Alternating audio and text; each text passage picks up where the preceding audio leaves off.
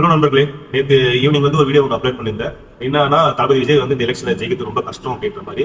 ஏன்னா வந்து பார்த்தீங்கன்னா ரொம்ப கள்ள ஓட்டு வந்து அதிகமாக போட்டாங்க. நீங்களும் கொஞ்சம் சோஷியல் மீடியாலாம் பார்த்துருப்பீங்க, நியூஸ் சேனலில் கொஞ்சமாக தான் பார்த்துருப்பீங்க. ஆனால் அதெல்லாம் போட மாட்டாங்க, அது ஓகே நல்லா தெரியும். இதுவே போகிறப்ப நான் சொல்லியிருந்தேன், இதேமாதிரி வந்து தப்பான வழியில் போனால் எப்படி வந்து நேர்மையாக ஒருத்தவங்க நிற்கிறப்ப ஜெயிக்க முடியாதுல்ல, அதை பற்றி தான் சொல்லியிருந்தேன்.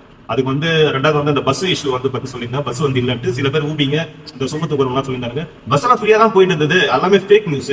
அதாவது வந்து அங்க நின்ன மக்கள் எல்லாமே ஃபேக்கா, அது வந்து பொய் சொல்லி தான் சொன்னாங்களா அப்படின்னு அந்த சுமத்துக்குறவங்க ஊபி பண்றவங்க கமெண்ட் பண்றான்.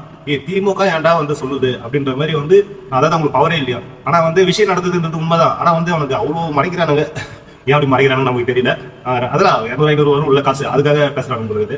சரி ஓகே, அதை விட்டு தருங்க. ரெண்டாவது வந்து ஒரு நாளைக்கு முன்னாடியே ஏட்ட வரீங்க, ஒரு 10 நாளைக்கு முன்னாடியே வர வேண்டியதான்னு சொல்றாங்க. அதாவது இப்போ சென்னையில இருக்கா, ஒரு ஊருக்கு போறான், விழுப்புரம் போறான், திருச்சி போறான்னா நாளைக்கு போட போறோம், நைட் கிளம்புனா காலை போய் போட போறாங்க விட்டு. அது வந்து ஜஸ்ட் காமன் டைம், ஓகேங்களா.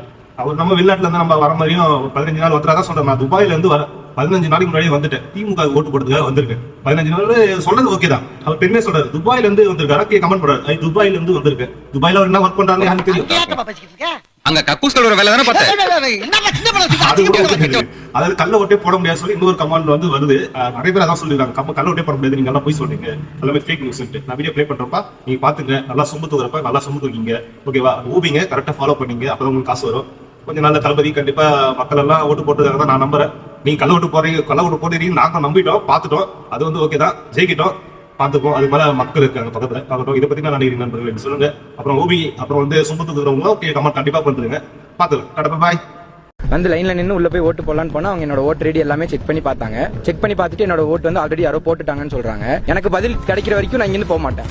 என்னோட பேர் ஆரோக்கியராணி கிரேசி வின்சென்ட்.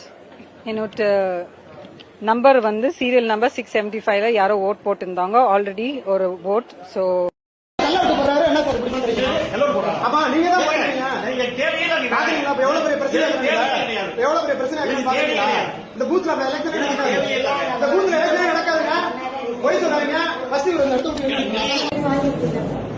ஏன்னா இப்போ சைன் போடலன்னா அது கள்ள ஓட்டையில் மிஸ்டேக்குன்னு நான் ஒத்துக்கலாம். இப்போ இதில் சைன் போட்டிருக்கு, 98 நம்பரோட போட்டு பேர் போட்டிருக்காங்க, அதையும் ஏதோ கிறுக்கி வச்சிருக்காங்க. இருக்க எல்லா வேலையும் முடிச்சுட்டு ஓட் போட போலான்னு பார்த்தா என் ஓட்டு ஆல்ரெடி போட்டாச்சுன்னு சொல்றாங்க. என் கையில இங்கு கூட இல்லை, ப்ரூஃப் எல்லாமே என்கிட்ட இருக்கு. ஆனாலும் என் ஓட்டு ஆல்ரெடி போட்டிருக்காங்க. அப்பு எல்லாரும் இருட்டாக போகுதுன்னு அழுகிறாட்டப்பு, நான் சூரியனே மறைய போகுதுன்னு அழுகிறாப்பு, மறைய போகுதுன்னு அழுகிறாப்பு. ஐயோ.